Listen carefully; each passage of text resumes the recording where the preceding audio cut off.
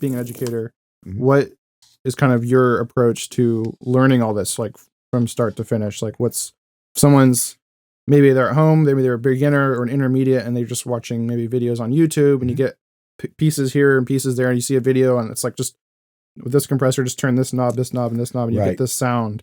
But it's in isolation to really understand the whole process. So what's your kind of approach to teaching? Yeah. I think that YouTube and the internet, like I'd mentioned before, is a tremendous asset, and you can get great information. But I do think you really need to look at statistics. You need to really get an abundance of what you're looking for so that you can surmise in the end, okay, since there's so many people that agree on this, this is the proper way to Except approach for it. my channel, right? You can just trust everything on my channel. There's no question about that. You don't have to look anywhere else, you know.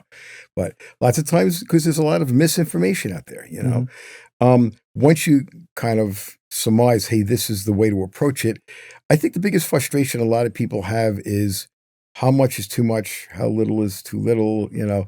And those are the types of things that if you don't seek help from an educator, from a school, you're going to have to just do trial and error with. You're going to have to critically, there's nothing wrong with notating what you did. See, the great thing about digital today is that the moves I make on any of my processes are all remembered.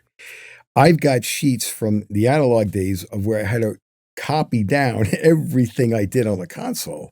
I actually made prints of the console where I just put dashes where the EQs go and dashes where the faders sit.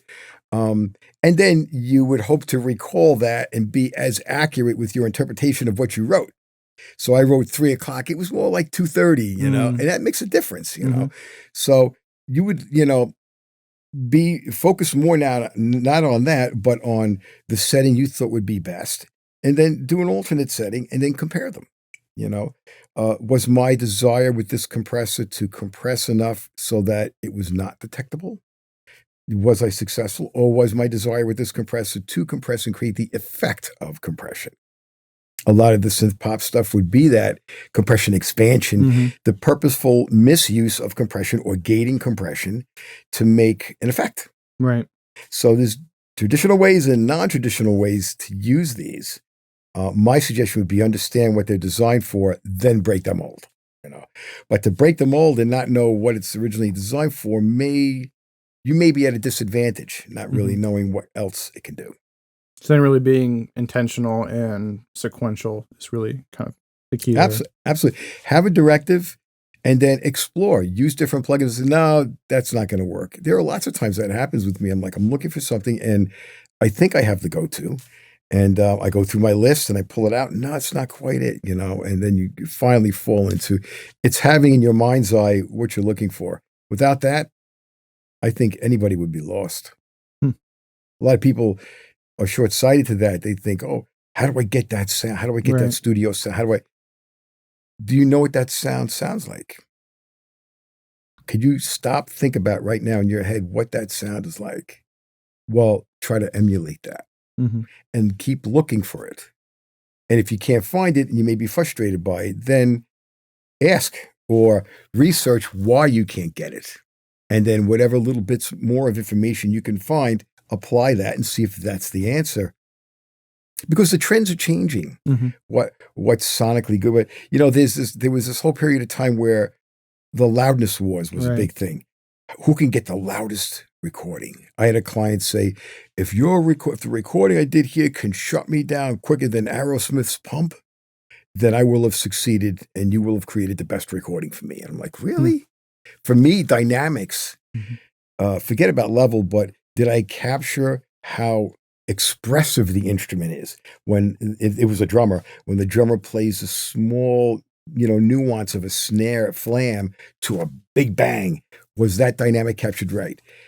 When you have to make things loud, it's overuse of processors that become noticeable. And the focus not is the dynamics more than it is the volume, you know? So I'm glad that's over. But yeah, I shut him down a lot quicker than Aerosmith. And he came in and he was like, this is the greatest thing since the wheel. I'm like, okay, as long as you're happy. Yeah. But there comes a point where you do have integrity with your recording too. There comes a point where you got to draw the line and say, hey, you hired me for what I do. Respect that to a degree, you know? Yeah, that's a good point. So talking about clients, do you know how many clients or how many artists you've recorded over the years? That's a great question. I would not be exaggerating if I said thousands at this point because I was recording in New York for a bunch of years, from professionally from '82 to '86, and then here from '87 to now. Um, I've got a closet full of tape when we were using tape. Then I've got a closet full of CDs when we were backing up on CDs, which was, thank God, a much more space efficient way to do it. Then DVDs, because we know although they're the same size, they hold more content. And now drives. So just even in drives since 2008, I'm on drive number 9, Hmm. and they're like 5 terabyte drives. Wow. So I'm on drive number 9, and that's from 2009. So yeah, Wow. it would be safe to say thousands. How many thousands? I wouldn't want to exaggerate. What are some of Enough. the biggest kind of acts you've recorded?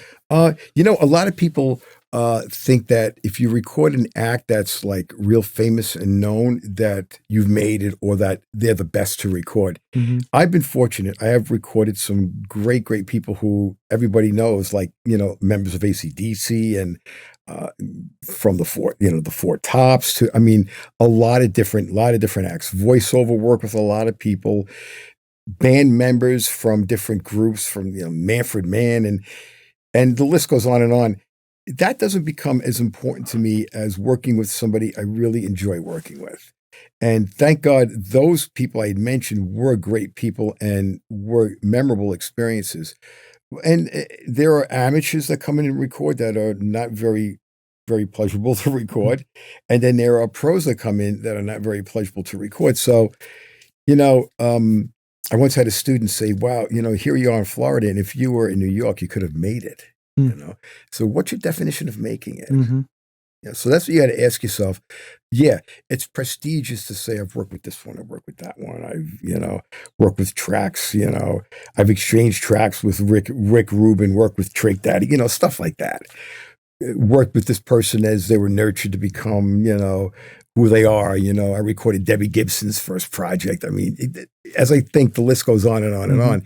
But the memories, a lot of my fondest memories lie with local people and even international people who I've worked with that are not as known, because just the reward of working with people and collaborating and then having a product that comes out great, in your estimation, is really the reward, So yeah, I've worked with a lot of great people who are average everyday people and great people who are well-known people, That's a great point. Yeah. It's so true though. We're all people. The more you get to know the real well-known people, I was invited to go to Vegas to go see AC/DC, and I got these priority seats, and I turn around and I'm looking at this place packed, and they're all here to see my friends. They're my friends, and they're all here to see my friends, and I'm like, and then when I went to the back, in the back room after the show to see them, there's little big hugs and embraces, and then the lead singer says, "What are you doing here? I was just in the studio 2 weeks ago."